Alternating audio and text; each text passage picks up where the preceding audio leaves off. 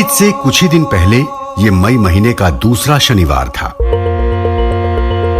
अफगानिस्तान की राजधानी काबुल में लड़कियों के एक स्कूल के पास एक कार में लगा बम अचानक फट गया। उस वक्त स्कूल की छुट्टी हुई थी। छात्राएं बाहर निकल रही थीं। डरी और घबराई लड़कियां इधर उधर भागने लगी। तभी दूसरा और फिर तीसरा बम फटा। स्थानीय टीवी चैनलों पर चली फुटेज में सड़क खून से रंगी दिखी। किताबें, बस्ते और जूते जहां तहां बिखरे थे। इस हमले में 85 लोगों की मौत हुई। मरने वालों में ज्यादातर छात्राएं थीं। अफगानिस्तान सरकार ने हमले के लिए तालिबान को जिम्मेदार ठहराया, लेकिन तालिबान ने दावा किया कि हमला उसने नहीं बल्कि इस्लामिक स्टेट ने किया है। जंग से जूझते अफगानिस्तान में अब स्थितियां बेहतर होने की उम्मीद की जा रही थी। अमेरिकी राष्ट्रपति जो बाइडेन ने साल की शुरुआत में ऐलान किया था कि उनके देश के सैनिक सितंबर तक अफगानिस्तान छोड़ देंगे। लेकिन अब ये पूछा जा रहा है कि उनकी विदाई के बाद क्या होगा। क्या अफगानिस्तान में फिर से तालिबान का राज होगा? जवाब तलाशने के लिए हमने कुछ विशेषज्ञों से बात की।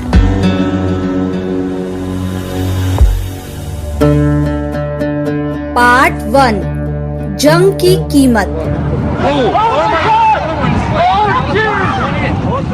I was just standing here watching the World Trade Center after the first plane hit. It's got to be a terrorist attack. 9/11 was a catastrophic incident for the United States. 9/11 हमला अमेरिका के लिए एक विनाशकारी घटना थी। ये है हमारे पहले एक्सपर्ट मुश्ताक रहीम। वो पिछले 16 साल से अफगानिस्तान में संघर्ष, शांति और सुरक्षा से जुड़े मुद्दों पर काम करते हैं। अभी अफगानिस्तान में अमेरिका के 2500 सैनिक हैं और राष्ट्रपति जो बाइडेन ने उनकी वापसी की तारीख तय की है 11 सितंबर। ये वही तारीख है जब अमेरिका में 20 साल पहले हमला हुआ था। तब अलकायदा ने 4 यात्री विमान हाईजैक किए थे। इनमें से 2 विमानों के जरिए न्यूयॉर्क के वर्ल्ड ट्रेड सेंटर के ट्विन टावर को निशाना बनाया गया। एक अन्य विमान वॉशिंगटन के पास पेंटागन इमारत से टकराया और चौथा विमान पेंसिल्वेनिया के पास जाकर क्रैश हो गया। इस हमले में करीब 3000 लोगों की मौत हुई। The group that claimed the responsibility for the incident जिस समूह ने इस घटना की जिम्मेदारी ली उसके लोग अफगानिस्तान में रह रहे थे। अमेरिकी चाहते थे कि जो दोषी हैं या जो जिम्मेदारी ले रहे हैं उन्हें उनके हवाले किया जाए। तब वहां तालिबान का शासन था। तालिबान का जवाब था कि हम उन पर अफगानिस्तान में या किसी और देश में मुकदमा चला सकते हैं, लेकिन उन्हें अमेरिका के हवाले नहीं कर सकते हैं। अमेरिका को ये बात ठीक नहीं लगी। तब जॉर्ज डब्ल्यू बुश अमेरिका के राष्ट्रपति थे। वो चाहते थे कि अलकायदा और उसके लीडर ओसामा बिन लादेन पर कानून के मुताबिक कार्रवाई हो। अमेरिका ने अफगानिस्तान पर हमला किया और कुछ ही दिन में तालिबान धराशाही हो गया। उन्हें देश से खदेड़ दिया गया। अफगानिस्तान पर हमला करने वाले गठबंधन नॉर्दर्न अलायंस में अमेरिका के दोस्त देश और तालिबान को स्थानीय स्तर पर चुनौती देने वाले संगठन शामिल थे। जब अमेरिका ने देश की बागडोर अपने हाथ में ली तो गठबंधन सदस्यों ने तालिबान के साथ हिसाब बराबर करना शुरू कर दिया। लेकिन तालिबान ने खुद को एकजुट किया और फिर पलटवार किया। This whole Taliban that had gone crumbling. Taliban जो कुछ दिनों में ही घुटनों पर आ गया था, वो देश के दक्षिणी हिस्से में दोबारा उठ खड़ा हुआ। धीरे धीरे वो देश के दूसरे हिस्सों में भी मजबूती हासिल करने लगा। उसके बाद उन्हें ये भरोसा होने लगा कि वो अंतर्राष्ट्रीय और अफगानिस्तान की सेना को चुनौती दे सकते हैं। तालिबान को समर्थन अफगानिस्तान के उन लोगों से भी मिला जो भ्रष्टाचार समेत तमाम मुद्दों को लेकर नाराज थे। अमेरिकी सरकार ने अफगानिस्तान को ट्रेनिंग और उपकरण खरीदने के लिए अरबों डॉलर दिए ताकि पुलिस सैन्य बल तैयार हो सके। अफगानिस्तान के राष्ट्रपति अशरफ गनी का कहना है कि उनके पास करीब 3 लाख सैनिक हैं जो देश की हिफाजत कर सकते हैं। लेकिन अगर ऐसा है तो अमेरिकी सैनिकों की वापसी टलती क्यों रही? Each incoming administration had their own plans. America के हर राष्ट्रपति और उनके प्रशासन की अपनी योजना थी। उदाहरण के लिए बुश निर्णायक जंग के पक्ष में थे। उसके बाद ओबामा आए जो जंग के साथ राजनीतिक समाधान के भी हक में थे। आप यहाँ नीति में बदलाव देख सकते हैं। उसके बाद डोनाल्ड ट्रंप आए। उनका फोकस भी सैन्य समाधान की ओर था। बाद में वो दूसरे विकल्पों पर गौर करने लगे। मुश्ताक रहीम का कहना है कि तालिबान के साथ ट्रंप ने जो तय कर लिया था, बाइडेन ने उसे ही आगे बढ़ाया। अब तथ्य ये है कि सितंबर तक अफगानिस्तान से करीब 7,000 सैनिकों की विदाई होनी है, जिनमें से ज्यादातर नेटो देशों के सैनिक हैं।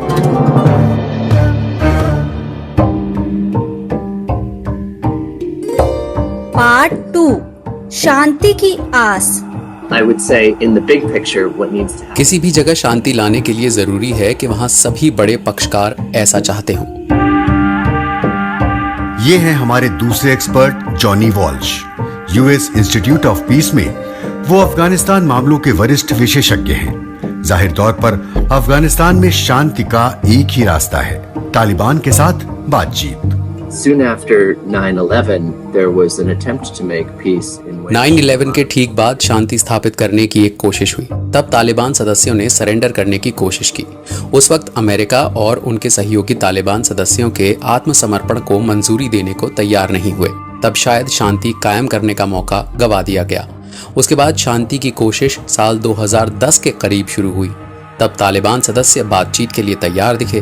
करीब 11 साल से तालिबान के प्रतिनिधियों, अमेरिका और दूसरे अंतर्राष्ट्रीय प्रतिनिधियों के बीच गाहे बगाहे बातचीत होती रही है। अमेरिका और तालिबान के बीच फरवरी 2020 में कतर की राजधानी दोहा में समझौता हुआ। इसके तहत 1 मई 2021 को अमेरिकी सैनिकों के आखिरी दस्ते की विदाई होनी थी और तालिबान पर लगाए गए आर्थिक प्रतिबंध हटाए जाने थे। इसके बदले में तालिबान ने सहमति जाहिर की कि वो अंतर्राष्ट्रीय सैनिकों को निशाना नहीं बनाएगा जब तक ये साफ हुआ कि 1 मई 2021 तक अमेरिका के सभी सैनिकों की वापसी नहीं हो पाएगी। तब तक अमेरिका में नए राष्ट्रपति कुर्सी संभाल चुके थे। it has been somewhat roiled by President Biden's announcement. अमेरिकी राष्ट्रपति जो बाइडेन ने ऐलान किया है कि उनके सैनिक 11 सितंबर तक वापस चले जाएंगे। बड़े पैमाने पर यह राय है कि सैनिकों की विदाई होने तक तालिबान देश के राजनीतिक भविष्य पर चर्चा के लिए तैयार नहीं होगा। तालिबान चाहेगा कि अमेरिकी सैनिकों की विदाई के बाद सरकार कमजोर हो जाए। जंग को सेना के सहारे जीतना उनके हक में होगा। इस बीच फिक्र ये भी है कि अगर तालिबान दबदबे वाली स्थिति में आ गया तो वो पलट भी सकते हैं। हालांकि जॉनी वॉल्श कहते हैं कि हर शांति प्रक्रिया में फिक्र की ऐसी वजह मौजूद होती है। What really needs to happen is that the government side and the Taliban. हाल फिलहाल होना ये चाहिए कि सरकार और तालिबान के बीच अफगानिस्तान के भविष्य को लेकर चर्चा हो। मसलन कि क्या यहाँ लोकतंत्र होगा। उनके बीच बातचीत हुई है लेकिन प्रमुख मुद्दों पर चर्चा नहीं हुई है। वॉल्श कहते हैं कि इसकी महत्वपूर्ण वजह यह है कि तालिबान इस पर चर्चा करने से बचते रहे हैं।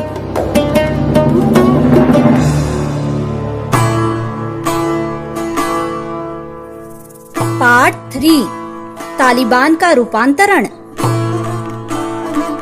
See, Afghanistan people had the experience जब of तालिबान के पास सत्ता थी, अफगानिस्तान के लोगों का उस दौर का अनुभव बहुत स्याह और तकलीफ दे है।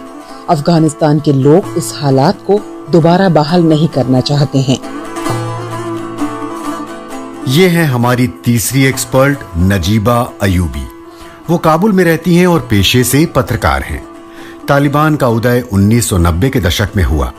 तब शीत युद्ध के बाद सोवियत सेनाओं की विदाई हुई थी और सत्ता के शिखर पर शून्य जैसी स्थिति बन गई थी। साल 1996 में तालिबान ने काबुल पर कब्जा कर लिया और देश के बड़े हिस्सों को अपने नियंत्रण में ले लिया। नजीबा बताती है कि तब महिलाओं पर पढ़ाई और काम करने समेत तमाम पाबंदियां थीं। संगीत, सिनेमा और टीवी भी बैन था। 2001 में तालिबान सरकार का पतन हुआ और समूह के ज्यादातर लोग भाग गए। साल 2005 के बाद से उनकी सैन्य गतिविधियां फिर से शुरू हो गईं।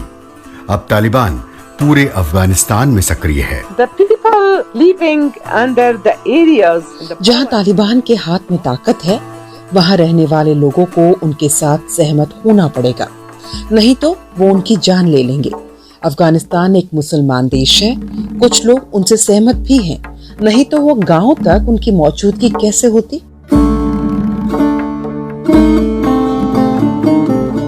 नजीबा कहती हैं कि तालिबान इस्लाम के नियम कायदे पर चलने वाली सरकार बनाना चाहते हैं, लेकिन उनका शासन कैसा होगा वो ये नहीं बताते। I think still Taliban are a puzzle. मुझे लगता है कि तालिबान अब भी एक पहेली है। किसी को नहीं पता कि वो कौन है, कौन उन्हें समर्थन दे रहा है। जंग लड़ने के लिए उन्हें रकम कहां से मिलती है। नजीबा कहती हैं कि भ्रम की इस स्थिति की वजह से उनके देश का भविष्य खतरे में पड़ सकता है। Actually, Taliban are different groups. हमारी फिक्र ये है कि जब शांति समझौता होगा तब भी शांति कायम नहीं हो पाएगी। समझौता तालिबान के एक समूह के साथ होगा, लेकिन बाकी जंग जारी रखेंगे। इसलिए चाहे वो सिविल सोसाइटी हो या फिर मीडिया, सभी सोचते हैं कि अफगानिस्तान में जंग कभी खत्म नहीं होगी। नजीबा बताती है कि अभी अफगानिस्तान में 2 करोड़ 20 लाख सिम कार्ड हैं। यहाँ असरदार सोशल मीडिया है, 90 टीवी चैनल हैं, 260 रेडियो चैनल हैं। अगर ऐसे में तालिबान सत्ता संभालते हैं तो उन्हें आज के हिसाब से खुद को बदलना होगा। पार्ट 4 अनिश्चित भविष्य। Everyone finds themselves in a system that will govern. एक ऐसा सिस्टम जिसके हाथ अफगानिस्तान का भविष्य है, हर कोई खुद को उसका हिस्सा मान रहा है। ये एक ख्वाहिश है। काबुल में कई लोग ये पूछते हैं कि तालिबान सिस्टम का हिस्सा कैसे हो सकता है। ये है हमारी चौथी एक्सपर्ट डॉक्टर उर्जाला नेमत। वो काबुल स्थित think tank Afghanistan research and evolution unit की डायरेक्टर हैं। अमेरिकी राष्ट्रपति जो बाइडेन अपनी योजना बता चुके हैं और अब अनुमान लगाए जा रहे हैं कि सितंबर तक क्या हो सकता है। Their goal, I assume, would be mostly to. शायद तालिबान के लिए अभी से लेकर सितंबर तक रणनीतिक तौर पर अंतर्राष्ट्रीय स्तर पर फोकस करना ज्यादा अहम होगा। उन्हें ज्यादा से ज्यादा लाभ हासिल करने की कोशिश करनी होगी। और जब अमेरिकी सैनिक चले जाएंगे तब क्या होगा? अनुमान इसे लेकर भी जाहिर किए जा रहे हैं। Will they get more closer to? वो अफगानिस्तान सरकार के साथ किसी तरह के समझौते के करीब हैं। अगर वो थोड़ा और उदारवादी रुख दिखाते हैं तो बातचीत के मौके बनेंगे और 11 सितंबर 2021 के बाद शांतिपूर्ण तरीके से हस्तांतरण होगा। ये भी हो सकता है कि तालिबान जंग जारी रखें और दूसरा पक्ष भी उनके साथ मुकाबला करता रहे और एक दुर्भाग्यपूर्ण स्थिति बनी रहे। सवाल ये भी पूछा जा रहा है कि अगर तालिबान किसी तरह अफगानिस्तान की सेना को परास्त कर सत्ता हासिल करने में कामयाब हो जाते हैं तब क्या होगा? They can go back to a fear-based governance. वो लोगों को डराते हुए सरकार चला सकते हैं, लेकिन बड़ी संख्या में लोग इसका विरोध करेंगे। अंतर्राष्ट्रीय स्तर पर वो समर्थन और मान्यता खो देंगे। इसका नतीजा ये होगा कि वो कुछ साल में ही सत्ता से बाहर हो जाएंगे। मैं ये बात भरोसे के साथ कह सकती हूँ। साल 1996 में जब तालिबान ने पहली बार अफगानिस्तान की सत्ता पर कब्जा किया था, तब से अब तक काफी कुछ बदल चुका है। देश में शिक्षा और रोजगार के अवसर बढ़े हैं, मध्य वर्ग में इजाफा हुआ है। सोशल मीडिया और मोबाइल फोन के जरिए अफगानिस्तान के लाखों लोगों का आपस में संपर्क जुड़ा है। ऐसी संभावना कम ही दिखती है कि अफगानिस्तान में फिर से पूरी तरह तालिबान का राज कायम हो जाए। अफगानिस्तान की सरकार कई मोर्चों पर नाकाम हुई है, लेकिन लोगों को शिकायत गड़बड़ी करने वाले लोगों से है। वो लोकतांत्रिक प्रक्रिया पर सवाल नहीं उठाते हैं। अफगानिस्तान की बड़ी आबादी लोकतंत्र को बचाए रखना चाहती है। ये भी लगता है कि तालिबान के दोबारा सत्ता में काबिज होने के रास्ते में सबसे बड़ी बाधा खुद तालिबान ही है। वो ये तय करने को लेकर असमंजस में दिखते हैं कि हथियार पर भरोसा दिखाएं या फिर बातचीत पर। अगर वो देश में आए बदलाव के मुताबिक खुद को ढालने को तैयार नहीं होते हैं तो भविष्य को लेकर आशावादी होना मुश्किल है।